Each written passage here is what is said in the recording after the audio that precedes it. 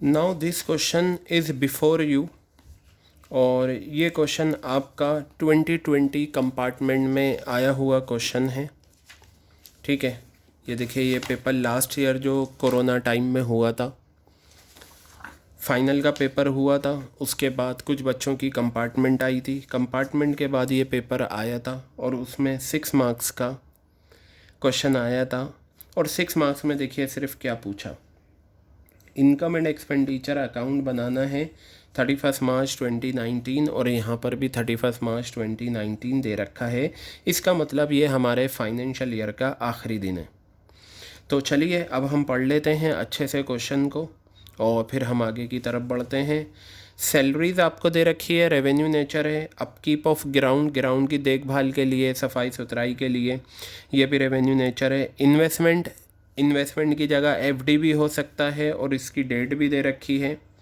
ठीक है, और इलेक्ट्रिसिटी चार्जेस रेवेन्यू नेचर है। इन्वेस्टमेंट फिक्स एसेट्स है लेकिन इसका इंटरेस्ट आपका रेवेन्यू नेचर है।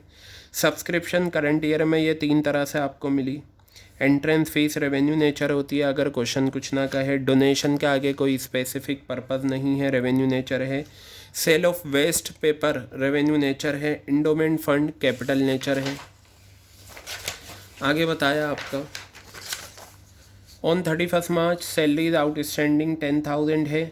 Salaries paid in the year 18-19 में जो सैलरी पे करी है 8,000 रुपये, वो प्रीवियस ईयर की है। सब्सक्रिप्शन मिलनी बाकी है 6,000 रुपये। 1 अप्रैल 2018 को कंपनी के पास लैंड एंड बिल्डिंग था 5 लाख रुपए का। कोई बात नहीं, क्वेश्चन की जो भी इंफॉर्मेशन है वी विल कंसिडर। तो ये आपका क्वेश्चन नंबर 19 है और ये CBSE कंपार्टमेंट का पेपर है दिल्ली का।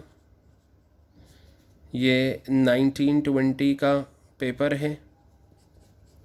इसमें हमसे सिर्फ इनकम एंड एक्सपेंडिचर अकाउंट पूछा है, तो आपको हमेशा एक काम करा करें, अकाउंट का नाम कैपिटल लेटर्स में लिख दिया करें तो बेहतर रहता है। Income and expenditure account for the year ended 31 March 2019। Date लिखने में आपको परेशानी नहीं होनी चाहिए क्योंकि जिस डेट में रिसीट्स एंड पेमेंट अकाउंट दे रखा है उसी डेट को आप यहाँ लिख दिया करें। ठीक है, देखिए फॉर्मेट ज़रूर बनाइए, फॉर्मेट बनाते हैं तो अच्छा लगता है और इसे बनाने में ज़्यादा टाइम भी नहीं लगता। एक चीज़ और, ये मत भूल जाना कि यहाँ एक्सपेंडिचर लिखना है, पर्टिकुलर्स मत लिखना।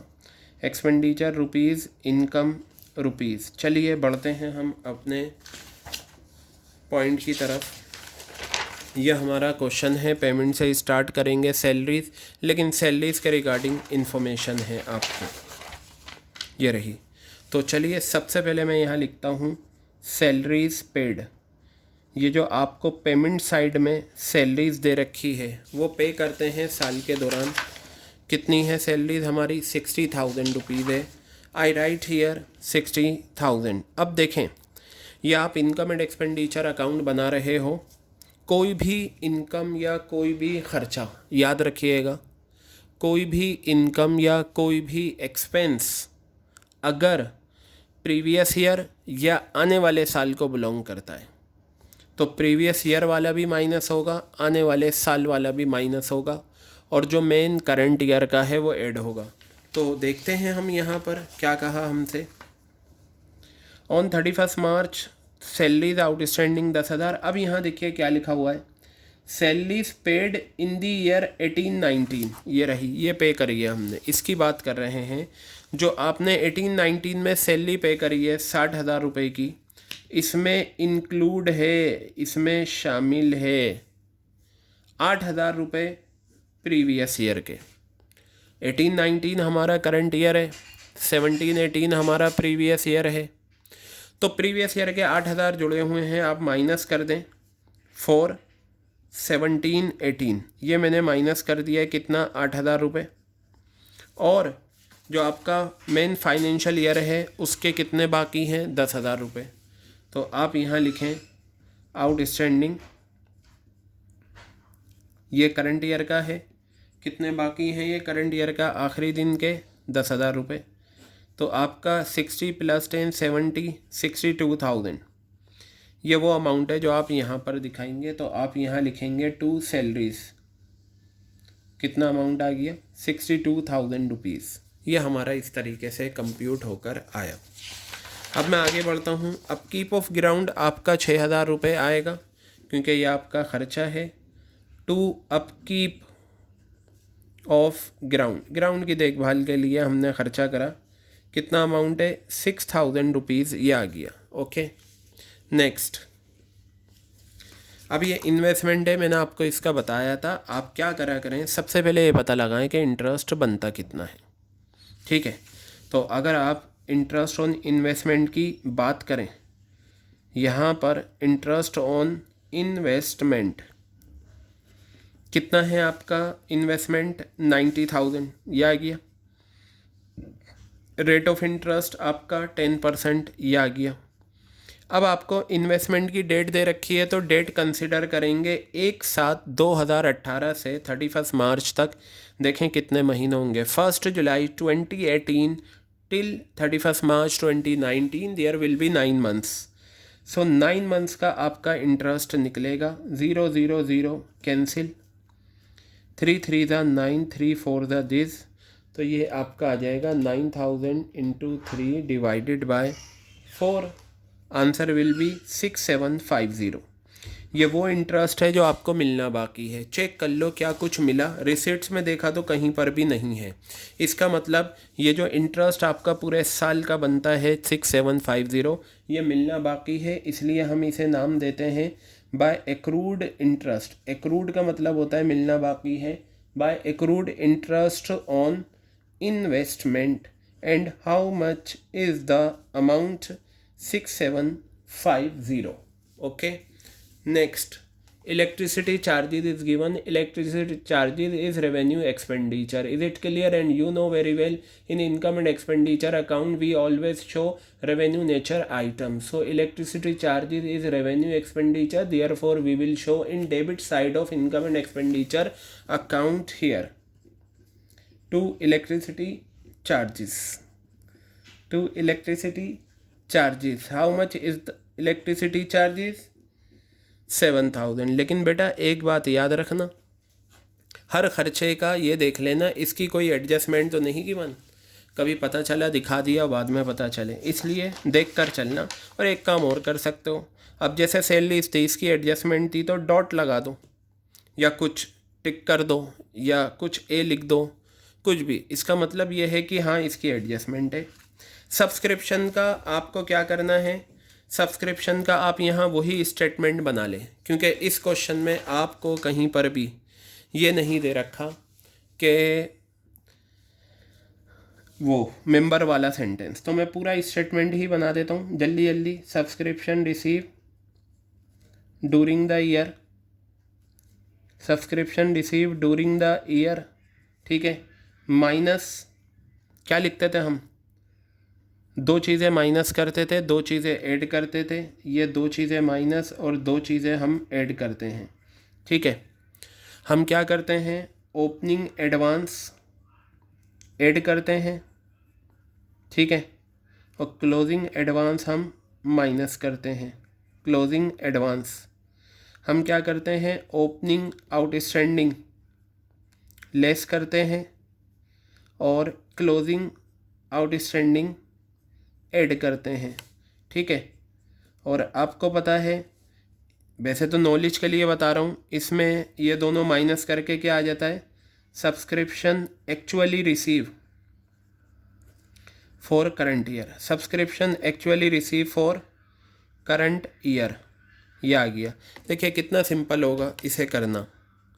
तो देखिए आप यहाँ पर subscription receive during the year, ये वाली होती है साल में आपको 1,00,000 रुपये मिली, ठीक है। अब देखिए ओपनिंग ये रहा प्रीवियस ईयर का 10,000 रुपये। ये अब इसमें है क्या? ये जो 1,00,000 रुपये मिले हैं, ये जो 1,00,000 रुपये मिले हैं, इसमें करंट ईयर के तो 70,000 रुपये हैं, प्रीवियस ईयर के 10 हैं और आने वाले साल के 20 हैं। तो आपको पता है आप प्रीवियस ईयर का भी हटा दो, आने वाले साल का। प्रीवियस ईयर का आउटस्टैंडिंग कहलाता है 10,000 और आने वाले साल का क्लोजिंग एडवांस होता है, तो ये आपका कितना आ गया 70,000। तो हम तो ये डायरेक्ट भी ले सकते थे, यहाँ पर 70 बिल्कुल ले सकते थे। ये देखिए, ये जो हमने करा है ना, इसकी तो हमें ज़रूरत ही नहीं है। आप चाहें तो यहाँ से डायरेक्ट ले सकते हैं, लेकिन मैंने आपको समझाने के लिए करा है ये, ठीक है। तो याद रखना, जो चीज़ माइनस होती है ना, वो पता है क्या होती है? एक तो क्लोजिंग एडवांस होता है और एक ओपनिंग। अब आप ये देखिए, यहाँ पर आपको ओपनिंग एडवांस तो क्वेश्चन में गिवन ही नहीं है, ठीक है। यहाँ ये दे रखा है सब्सक्रिप्शन आउटस्टैंडिंग 6,000 रुपये की सब्सक्रिप्शन मिलनी बाकी है। अब हमारे पास एक ही चीज़ बची है, क्लोजिंग आउटस्टैंडिंग। यही क्या है, 6,000 रुपये आ गई। तो ये आपका 76,000 रुपीज़ हो गया। और इसे मैं कहूँगा amount to be shown. What will I write? Amount to be shown in income and expenditure account. तो आप यहाँ पर जल्दी से लिखेंगे बाय सब्सक्रिप्शन। इसकी कैलकुलेशन आप नीचे कर चुके हैं, इसलिए यहाँ फाइनल फिगर कितनी, 76,000 रुपीज़ ये आ गया। ओके, नेक्स्ट अब हम देखते हैं यहाँ पर क्या है। एंट्रेंस फीस है 20,000 रुपये की। I write here entrance fees. Entrance fees बेटा हमेशा रेवेन्यू नेचर की मानना, जब तक क्वेश्चन कुछ ना कहे। एंट्रेंस फीस 20,000 रुपये की आपकी ये आ गई। क्लियर है बात ये आपके? ठीक है, चलिए आगे बढ़ते हैं हम। आगे बताया यहाँ आपको दे रखा है डोनेशन। कोई पर्पज़ नहीं है, रेवेन्यू नेचर की डोनेशन है। By donations, by donations you will write how much, 10,000 rupees. Okay, then you are given sale of waste paper 4,000 रुपये। By sale of waste paper, by sale of waste paper कितना आ गया, 4,000 रुपये ये आ गया। Clear है? Endowment fund हम नहीं लेंगे क्योंकि ये कैपिटल नेचर है। अब आप एक काम करें, ये आपका कंप्लीट हो गया ना, एक नज़र मान लें कहाँ पर, एडजस्टमेंट पर। कोई ऐसी एडजस्टमेंट जो हमें दिखानी रह गई हो। इसमें सबसे टॉप पर आती है डेप्रीसिएशन। तो हम यहाँ पर देखें, कोई भी नहीं है भाई। ये दे रखा है साल के पहले दिन आपके पास लैंड एंड बिल्डिंग 5 लाख का है, तो आपका कहीं पर कुछ है ही नहीं। तो इसका मतलब ये क्वेश्चन यहाँ पर आपका कंप्लीट हो गया। हम इसको क्लोज करते हैं और फाइनल आंसर निकालते हैं। This side is greater than this side. Do the total of all these figures. 6750 plus 76,000, 20,000 plus 10,000 and 4,000।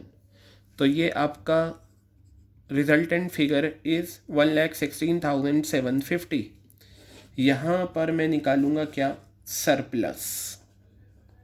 ये आपका बैलेंसिंग फिगर। बैलेंसिंग फिगर का मतलब होता है माइनस करके जो फिगर आती है। तो मैं इसमें से ये सब माइनस करूँगा, मेरे पास ये फिगर आएगी। आपका आंसर रहेगा 62,000 माइनस 6,000 भी माइनस और फिर 7,000 भी माइनस, 41,750 आ गया। ये आपका क्या है, सरप्लस इस क्वेश्चन में आया है। और हमारा आंसर बस यहीं तक है। क्यों? क्योंकि क्वेश्चन की रिक्वायरमेंट थी कि आपको 6 मार्क्स में सिर्फ इनकम एंड एक्सपेंडिचर अकाउंट बनाना है। तो देखिए कितना आसान कर दिया हमारे लिए। तो ये था आपका CBSE कंपार्टमेंट में आया हुआ क्वेश्चन 6 मार्क्स में।